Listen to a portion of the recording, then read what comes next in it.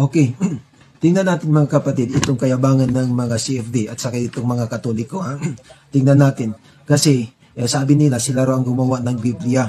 Ito ngayon, kung kayo ang gumawa ng Biblia, ayusin nyo itong gusot ni Matthew at saka ni Lucas. Kasi sa Matthew 1 verse 16, nakasaad doon, ang ama ni Joseph ay si Jacob. Doon naman sa Luke chapter 3 verse 23, ang ama ni Joseph ay si Heli. Ito ayusin nyo. Kung kaya nyo. Alam naman natin, hindi nyo kaya yan. Kasi hindi naman talaga kayong gumawa ng Biblia. Nakihiram lang kayo pagkatapos inangkin nyo. Ano ba naman kayo, mga ugok na mga Katoliko, mga ugok na mga CFD, ugok na mga pari, mga bakla naman. Sana maayos nyo. So God bless sa inyo. Ayusin nyo. Kayo ang gumawa Hindi naman yan challenging na question, Pastor. Where in fact, ang unawa ni Pastor ang may kakulangan. Magkaiba po kasi ang compilation sa authorship. Ang nagtipo ng mga libro ay iba sa mga nagsulat ng mga libro. Kapag pinag-uusapan po natin ang compilation o pagtitipon ng Biblia, tinutukoy po natin ang proseso ng pagtitipon at pag-uorganisa ng iba't ibang mga teksto, mga sulatin at mga dokumento that were considered inspired and authoritative by the church. Ang Biblia po ay isang koleksyon ng mga aklat na isinulat ng iba't ibang may akda sa loob ng maraming siglo. At ang mga tekstong ito ay pinagsama-sama at iningatan ng simbahan. Sa kabilang banda naman, kapag tinutukoy natin ang authorship ng isang partikular na aklat o teksto sa loob ng Biblia, pinag-uusapan natin ang tungkol sa individual o mga individual na sumulat ng partikular na gawaing iyon. Halimbawa na lang po, ang Ebanghelyo ni San Mateo ay tradisyonal na inuugnay kay Apostol Mateo, habang ang Ebanghelyo naman ni Lucas ay inuugnay sa manggagamot na kasama ni Apostol Pablo na si Lucas. Kaya kung may hindi manaunawaan si Pastor sa mga nabasa sa Biblia, hindi po ang simbahan na nag-compile ang dapat sisihin, at lalong hindi ang nagsulat ng aklat.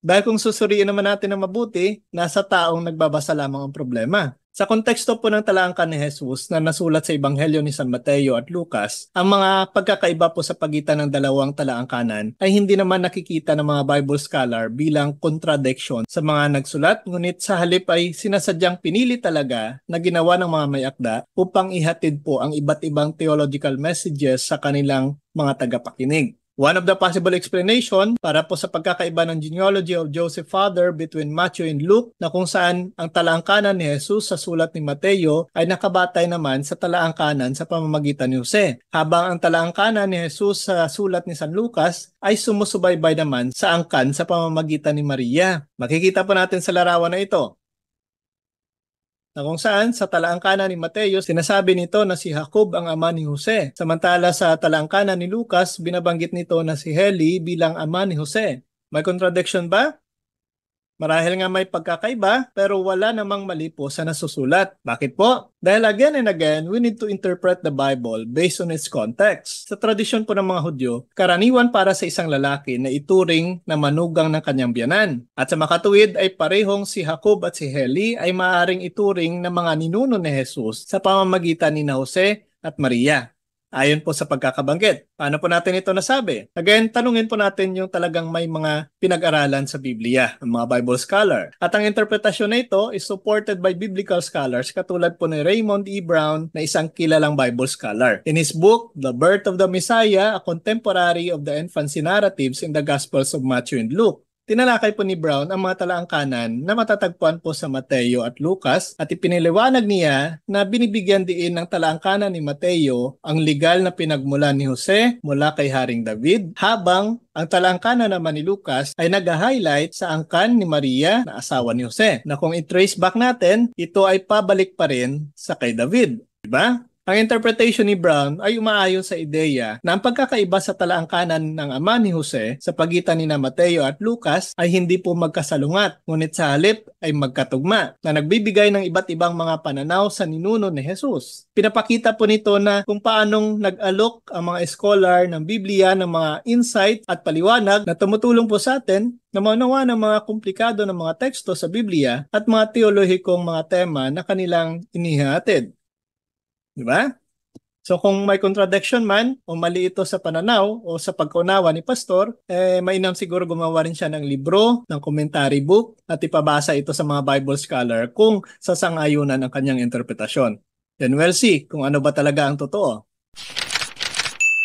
So ayan po mga curious, sana po nakatulong ang video na ito at kung nagustuhan niyo po ito, please like and share, bahagi niyo po ito sa mga kakilala ninyo. And again, ito po si Mr. Curious Catholic na nagsasabing maging isang tunay na Katoliko sa salita at sa gawa at maaari niyo rin po itong ipakita sa pamamagitan ng pagsuot ng ating Catholic t-shirt na available na po para sa inyo. Rodeo et Ecclesia, sa Diyos po ang lahat ng kapurihan. Hello mga kapatid, follow and subscribe Mr. Curious Catholic. Marami tayong matutunan, mapupuno po yung ating isipan sa mga katotohanan. Dahil ang katotohanan naman bigay sa atin ng tunay na kalayaan. God bless. Hello mga kapatid, inanyayahan namin kayo, huwag niyo kalimutan mag-subscribe sa kay Bro Dens Oberio, Mr. Curious Catholic. Marami kayong matutunan sa pamamagitan ng pagsubaybay niyan sa pagsagot sa pananampalataya na inaatake ng ating mga kapatid sa iba. Yung pananampalataya, and they are not only attacking the teachings of the Catholic Church but proselytizing the good numbers of the Catholic.